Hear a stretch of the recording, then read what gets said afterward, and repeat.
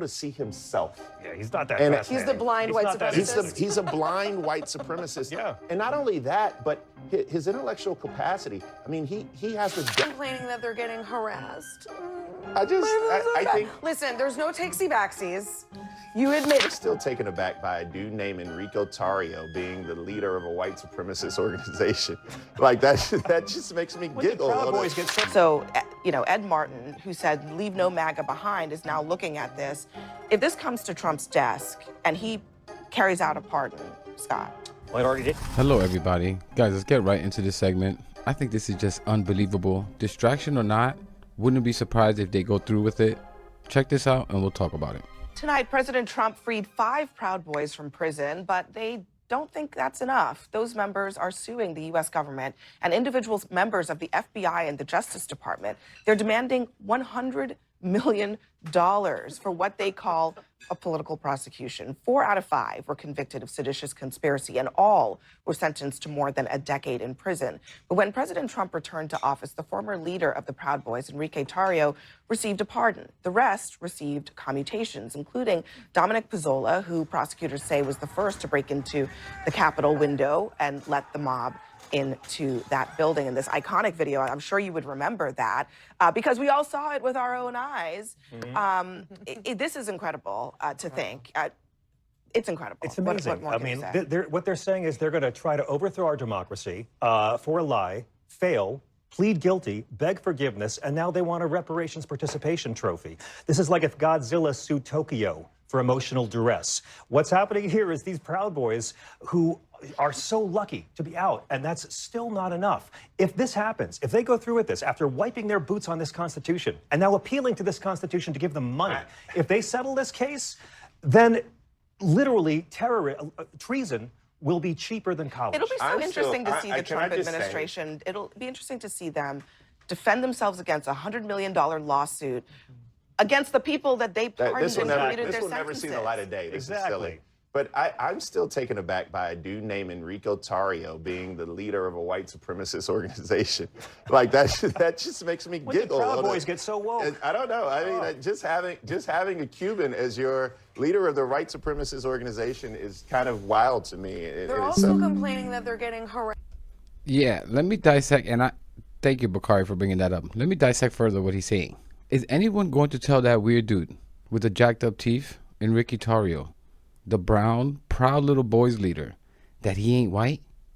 Hey, stupid, you're black and Latino. No matter how much you try and wash the color away, it ain't going nowhere.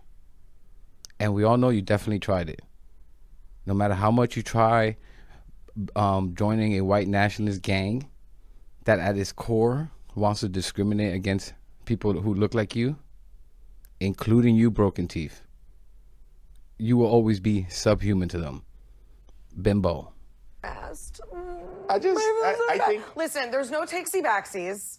You admitted it. You pled guilty. You apologized for it. That's it. You did the time. Now it's done. You don't get to go back and say, well, hold on a second. Now we're being persecuted. I mean, please. none of this would be happening if around and Donald find Trump out. had not pardoned and commuted these sentences. Or if he hadn't Scott. lied in 2021. Well, that too. But certainly, Trump believes the lie, whatever. But he chose to pardon the people, the violent people who planned an insurrection against this country. Yeah, I don't know what the likelihood of the various probable outcomes here are. I mean, it seems like these cases are hard to do. I mean, you would have more experience with it than me, so I don't know whether this is like a sort of a last gasp kind of thing, or if there is a likely outcome here. Truthfully, I'm not really sure. I mean, listen. Scott Jennings is nervous. He doesn't want to say anything against Trump, but he's also running for Kentucky Senate, so he doesn't want to be against law enforcement. These people are snakes. This administration already gave that moron, Ashley Babbitt's family, what was it, $5 million? Now the Proud Little Boys are trying to do the same. Wouldn't be surprised if they got at least some. Legally, this isn't going anywhere. And I mean, we can all, I mean, if you plead guilty to a crime, the likelihood of you getting a malicious prosecution, getting past a motion to dismiss, let alone a summary judgment motion is highly improbable. But I guess the real question is, does this not offend the moral sensibilities of this great country course that it we does. live Of course in. I it mean, does. that is really what we're I asking. was more offended by them Because- assaulting police officers. Well, yeah, I mean, there is that, but there are layers to this. You do the thing, you get pardoned for it, and then you ask for $100 million? Yeah. It's a I mean- toddler suing the babysitter for enforcing bedtime. But I think they see in Trump, like, this is possible. And it sounds crazy to us, you know, that he would use taxpayer dollars to pay these people that were rightfully prosecuted and jailed in some cases and admitted to this. But I think they see a possibility in this because of everything Trump has done they- and everything there he's was done. a Ricky reporting a Tarrio couple- is just he is a fascinating individual in that it's like an Uncle Ruckus character from the Dave Chappelle shows, in that he's not able to see himself. Yeah, he's not that And fascinating. He's the blind He's white not that supremacist. He's a blind white supremacist. Yeah. And not only that, but his intellectual capacity. I mean, he has the depth of a shallow bathtub.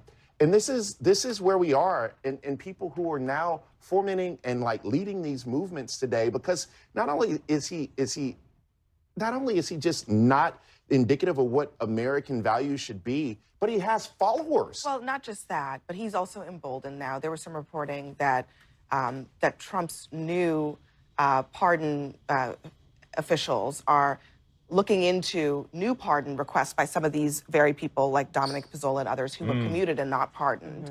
So, you know, Ed Martin, who said, leave no MAGA behind, is now looking at this. If this comes to Trump's desk and he carries out a pardon, Scott.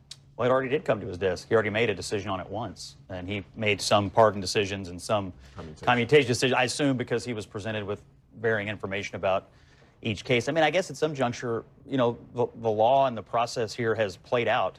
The action happened. People were arrested. People were convicted. People pled guilty. People did time. Pardons, which were legal, did occur. Now they're able to go to court. I mean, people sue for all Pardons kinds of were things. legal, glad the Scott. Camp Auschwitz guy got a pardon, too. Pardons were Wheels legal, are Scott, turning. but was it right? I think is the other part of the question. Was it right? Was it right to pardon all these people? Yeah. I'm not a fan of pardons for people who commit violent acts. That's the right answer. Coming up next, the panel gives. He couldn't think of something in time. This guy's a snake. He still voted for the guy who pardoned those creepy white nationalist gang and said he would. And what Bakari said there about Ricky Tarrio, that he's not able to identify that, dude, you're black and Latino. These people despise you. And I think this, what he said, that this especially goes for Latino Trump supporters. To me, in my mind, the most pathetic of the Republican voters. It had this close the door behind me mentality, and now seeing their buddies and families getting snatched up from the street. This is coming from somebody who's Dominican. I'm Hispanic. And again, Hispanic Trump supporters, no matter how much you try, you will never be a part of the team. They will never see you as equals, papi.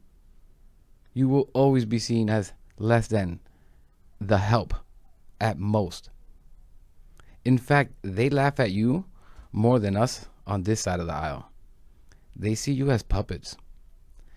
They see you, and I hate to be this direct, but they see you as the incompetent minority that they were taught to believe by likely their racist parents or family members or whoever vile person they came across in their life that taught them to have that kind of mentality. But listen, keep it up. Maybe they'll come after you next, U.S. citizen or not. But I'm going to leave it there, guys. This was a short segment, but I thought it was worth showing. Let me know what you think about all this in the comments.